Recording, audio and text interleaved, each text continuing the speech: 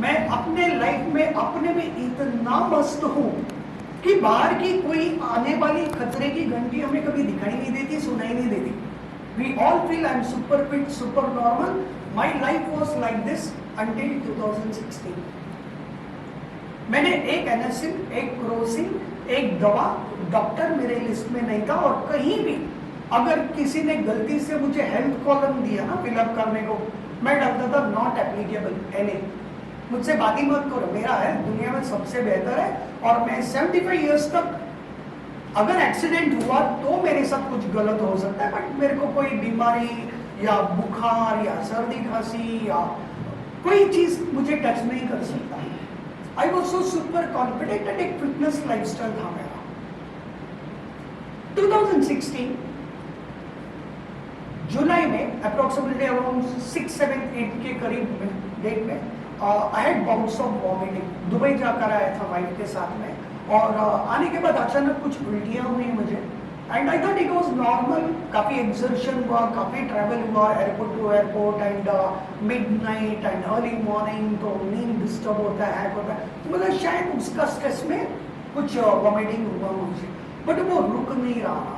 And it was a Saturday night, again thanks to my wife. अगर वो मुझे ज़बरदस्ती नहीं करती तो मैं हॉस्पिटल नहीं जाता। ओवरी संडे है, कुछ प्रॉब्लम नहीं होना चाहिए, so we will have a saline, आप एक दिन आराम करो एसी में और वापस आ जाओ। तो आई सेड ओके, एफोर्डेबिलिटी थी, तो we went there for the first time. Hospital में मैं एडमिट हुआ था, but little did I realise और know that universe was preparing me for a scene. और वो सीन क्या था? I slipped into coma. I was on ventilator directly for next 7 days with no chances of coming back. It was a major brain infection. हो सकता है किसी के साथ, क्योंकि मुझे तो पता नहीं, I went into deep sleep, लेकिन बाकी लोगों को जो परेशानियां हुई होंगी ना, जब एक घर पे एक पेशेंट होता है, पेशेंट से ज्यादा हम 10 और पेशेंट्स को रेडी कर देते हैं फैमिली। तो ये हमारी मॉरल नैतिक जिम्मेदारी है कि हम सबको सेल्फ हेल्थ केयर, ये जो इन्होंने एक रिवॉल्यूशन स्टार्ट किया है, एक इनिशिएटिव स्टार्ट किया, तहे दिल से मैं बोलूँगा each one of us should, अगर आप खुद को जिम्मेदार मानते हो, नैतिक जिम्मेदारी, मॉरल रिस्पॉन्सिबिलिटी जिसे बोलते हैं, अगर मानते हो तो you should be part of this revolution. And doctor, you have a word and commitment for this patient because it is something close to my soul. I lived that moment. तो हम कभी भी नहीं मानते कि बाहर जो भी हमें सुनाई देता है, दिखाई देता है, यूनिवर्स आपको एक आईना दिखा रहा है, शायद अगला नंबर आपका है। क्या आप कभी सोच भी सकते हो ये मेरे साथ हो सकता है, हुआ तो क्या करोगे? और कितने लोग प्रिपेयर्ड है? मैं बोलूंगा, आप किसी भी पेशेंट का इंटरव्यू लेना जाके, कब उसको एहसास हुआ कि उसको कैंसर है, कब उसको एहसास हुआ उसको हार्ट अटैक होने वाला है, कब एहसास हुआ उसको डायबिटीज हुआ है, कब एहसास हुआ उसको ब्लड प्रेशर हुआ है, कब एहसास हुआ उसको कोलेस्ट्रॉल हुआ है? Nobody believes it's a normal pain. हम लोग ऐसे निकालते हैं बेरेबल पेन जिसे बोलते हैं ना, मैनेजेबल पेन, तो हम लोग अपने आप में निकालते। We don't believe it can be something serious. At the age of 45, one of our close associates, जिनको मैं मिला था बेंगलोर में, एंड उनको सडनली मॉर्निंग में नहा के, सुपर फिट बंदा, मैराथन दौड़ने वाला, and 45 years and healthy lifestyle, नहा के बाहर आया और उसको suddenly shooting pain in the years. कितने लोगों ने कभी कान में दर्द महसूस किया ईयर में? ऑल ऑफ अ सडन कभी होता है, कुछ देर के लिए होता है, निकल भी जाता without any treatment. He instantly next 2 minutes he passed away, massive attack. One shooting pain in the year. नहाते वक्त उसने सोचा होगा कि मेरे साथ ऐसा हो सकता है अगले 3 मिनट में? Nobody is prepared. जब ऐसी चीजें होती है ना, हादसा, health doesn't give you time. वो आपका एज नहीं देखता, आपका बाकी रिस्पॉन्सिबिलिटीज नहीं देखता, आपका कमिटमेंट नहीं देखता, आप बाथरूम में है कि बेडरूम में है कि बोर्डरूम में है कि आप सफर कर रहे हैं, it doesn't look at anything, it just befalls on a person, and then he turns out to be a cardiac patient or a heart patient or a kidney patient or whatever you may call it. ये चीजें हमारे साथ होती हैं, then they'll give with acceptance. शुरुआत में तो रोना आता है, तकलीफ होती है, मेरे साथ क्यों? लेकिन बाद में क्या होता है? He has to accept. Slowly time लेके वो एक्सेप्ट करते, हाँ मेरे साथ ये हुआ है।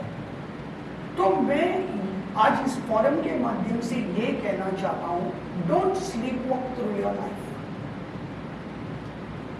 नींद में चल रहे हैं हम लोग, इनसेंसिटिव वे में हम लोग जी रहे हैं, हमें पता ही नहीं चल रहा है कि क्या होने वाला है किसके साथ, और हम समझते हम अमर है, मॉर्टल्स है ना।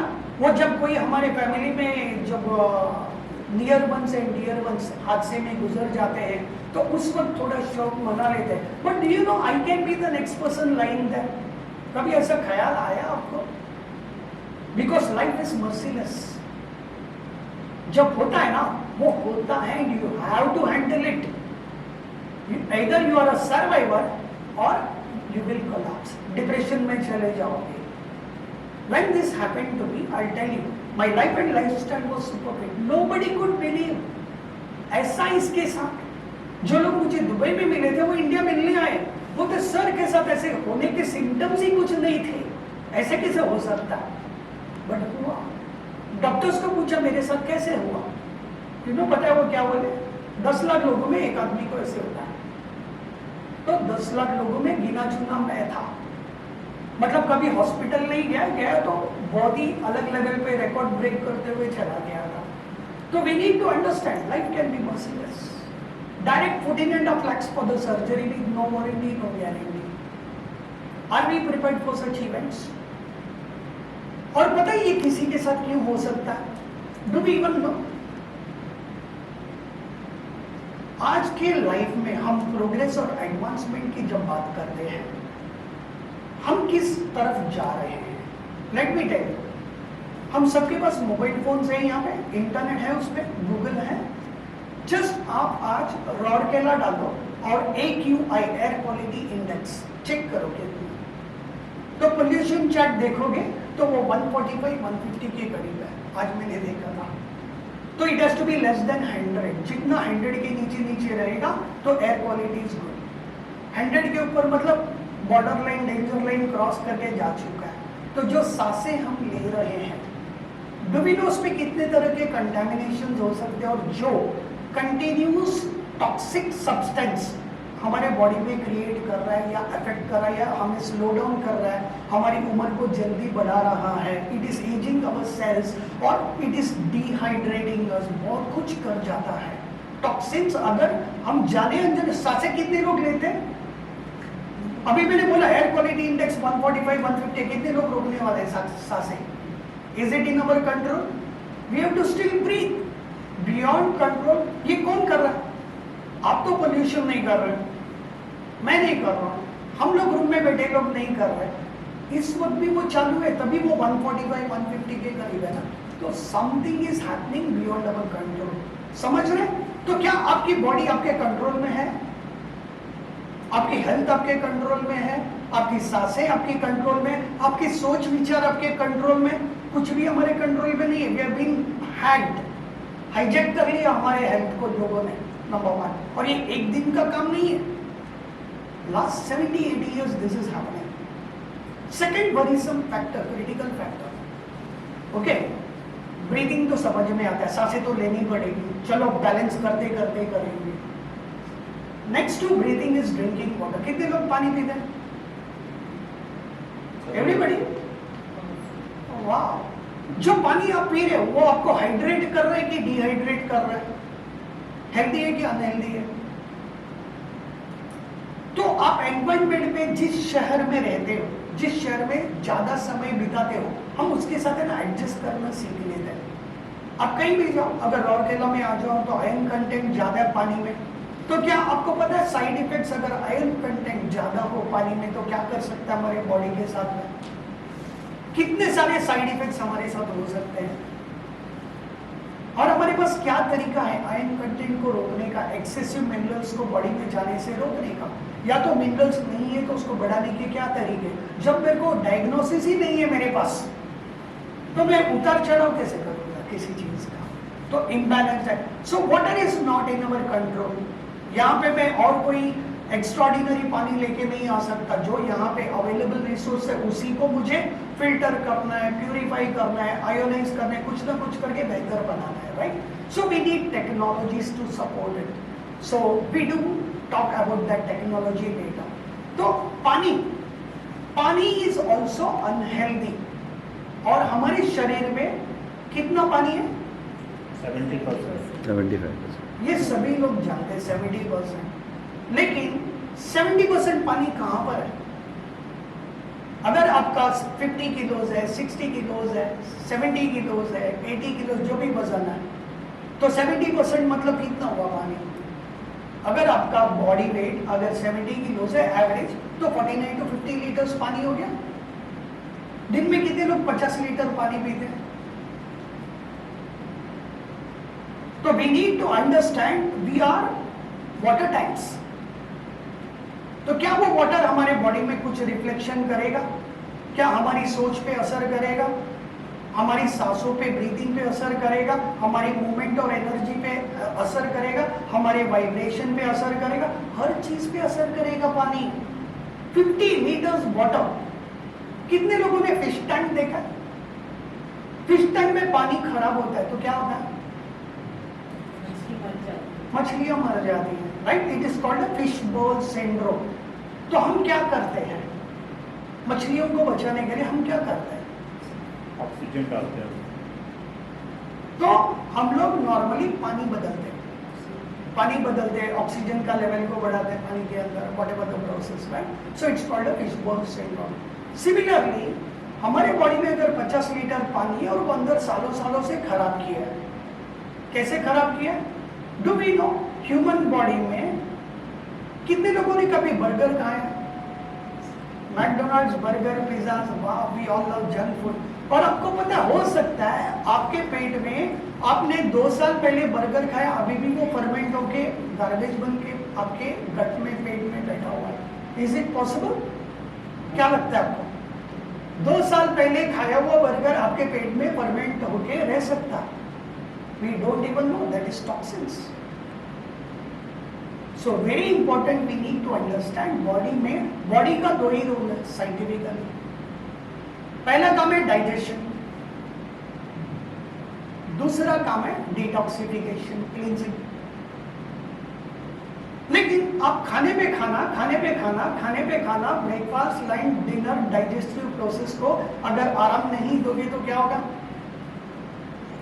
क्लींजिंग को मौका ही नहीं देते हो बॉडी को. उसको बिजी किस में करते हो? एंगेजमेंट किस में करते हो? डाइजेशन प्रोसेस में. Root cause of the problems. बहुत लोगों को पता ही नहीं खाना कैसे खाना है, कितना खाना है, क्यों खाना है, कब खाना है. जो भी टेम्पटिंग है, इंडस्ट्रीज बैठी है एडिक्शन लगाने के लिए. Food industry works on addiction. इतने रिसर्च पे मिलियंस ऑफ डॉलर स्पेंड करते हैं ये पता करने के लिए कि आपके मुंह के अंदर टंग में जो पहला बाइट लेते हैं ना कुरकुरे, एक बार खाओगे तो बार बार खाओगे, वो ऐसे ही नहीं बनाया है. नमकीन एक बार मुंह में डालो तो बार बार मुंह में डालने का मन करता है, एक पे रुकता नहीं है. इस पे काफी साइंटिफिक $मिलियन डाल के रिसर्चर्स बैठे हैं कि शेल्फ में कौन सा प्रोडक्ट देना है जिससे एडिक्शन हो आपको, फिर वो आदत छूटती नहीं है. कितने लोग स्वीटनेस, अभी तो डायबिटीज वालों के लिए क्या निकला है? Sugar free. आपको क्या लगता है sugar free is good? And was it design to eliminate diabetes? क्यों आया शुगर फ्री मार्केट में? It's addiction. उसके पीछे इतना बड़ा रिसर्च है, $millions were spent to make it as an addiction product. Sugar से ज्यादा एडिक्टिव है शुगर फ्री. और आदत लग गई ना, आप उससे बाहर ही नहीं निकल पाओगे. शुगर से फिर भी निकल जाओगे आप. तो हमारे लाइफ को पता है कैसे स्टडी किया जाता है? आर्टिफिशियल इंटेलिजेंस के माध्यम से. Food industry, nutritional industry, supplement industry. तो क्या हमारा रिस्क एक्सपोजर बढ़ गया है? ये हमारे कंट्रोल में है? बिल्कुल भी नहीं है. तीसरे एलिमेंट पे जाते हैं, इंपॉर्टेंट एलिमेंट. एक हुआ आपका एयर, दूसरा वाटर, तीसरा फूड. तो क्या हम सभी लोग अगले 20-25 साल प्रोटेक्शन चाहते हैं और आसान तरीका चाहते हैं? कितने लोगों को टफ तरीका चाहिए और कितने लोगों को इजी वे आउट चाहिए? हाँ, ये प्रॉब्लम समस्या है, सॉल्यूशन चाहिए मुझे. तो 2016 में मैं स्टोरीज बता के शॉर्टली आपको एक डेमो दिखा दूंगा उसका। 2016 में जब मेरे साथ हुआ था हादसा, ये अचानक से ब्रेन इन्फेक्शन में when I slipped into coma and ventilator for 6 days and 7 days। So medical report said I will never come back to life. और जब आईसीयू में आईवी टिप से जब मेडिकल फील्ड ने तय कर लिया कि अभी कुछ हो नहीं सकता, तो they allowed my wife, she convince कि हमारे घर में एक पानी है तो वो होली वाटर है, पूजा पाठ किया हुआ है, तो क्या हम दे सकते हैं? तो डॉक्टर्स ने बोला अभी क्या करने जैसा कुछ नहीं है, कर लो तुम भी कोशिश करके। So that is how we got access to this water, a special water, miracle water, healing water, holy water, और which is also called scientifically as electrolysed reduced restructured water, ERW water. अगर आप Google में डालोगे काफी clinical research है उस पर, कौन सी चीज को वो ठीक नहीं कर सकता और कौन से लेवल पे काम कर सकता है हमारे बॉडी में। तो लिटरली DNA RNA लेवल की बात करो, वो कैसे इन्फ्लुएंस कर सकता है अच्छे तरीके से। तो वो पानी की वजह से 2 दिन बाद मेरी आंखें खुली from a coma situation completely. तो आंखें जब खुली बाद में continuously I was allowed to drink this water for the next 7 days। जब मेरी आंखें खुली, मेरे दोनों हाथ ऐसे बंधे हुए थे, पागलों में, पागल खाने में, मूवीज में देखते ना हम लोग ऐसा, तो मुझे समझ में नहीं आ रहा था मेरे हाथ क्यों बंधे हुए हैं।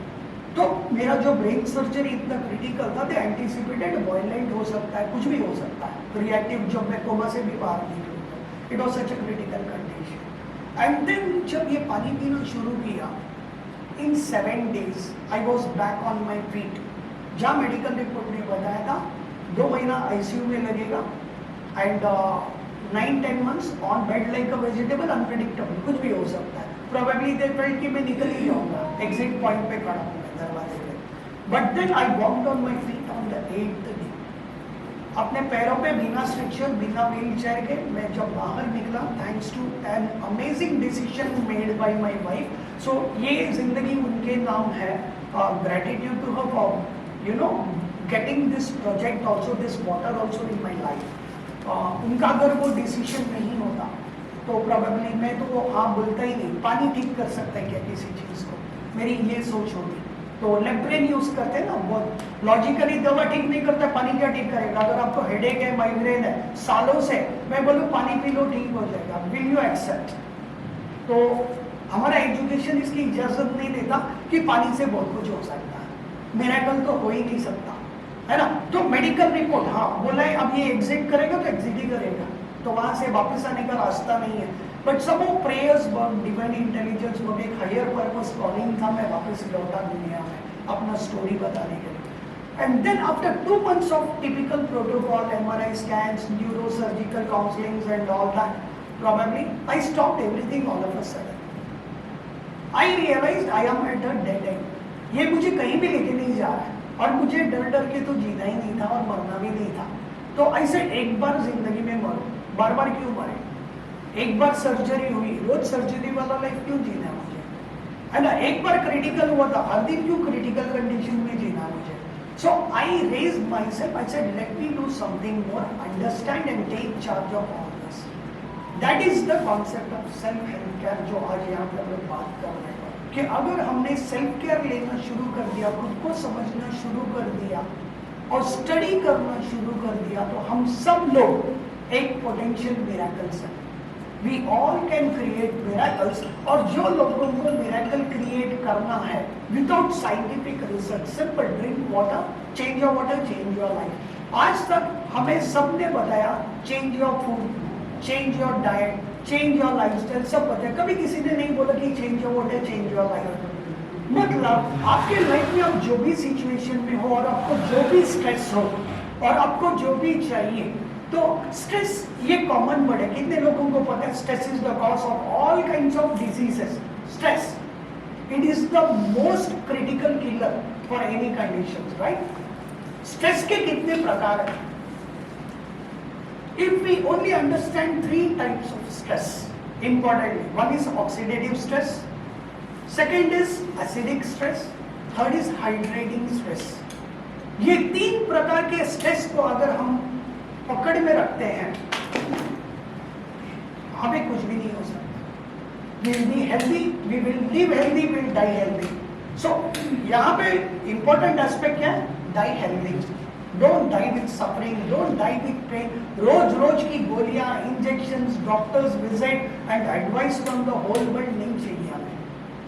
सो we need a healthy solution. तो अब ये हेल्दी सॉल्यूशन के लिए मैं आपको एक पानी का चमत्कार दिखाऊंगा, पानी का डेमो दिखाऊंगा यहाँ पे। अरु if you can help me. Dimple ji आप भी यहाँ पे आएंगे। मैं 3 चीजें बताऊंगा। अभी मैंने जो 3 स्ट्रेस बोला, ऑक्सीडेटिव स्ट्रेस, एसिडिक स्ट्रेस, हाइड्रेटिक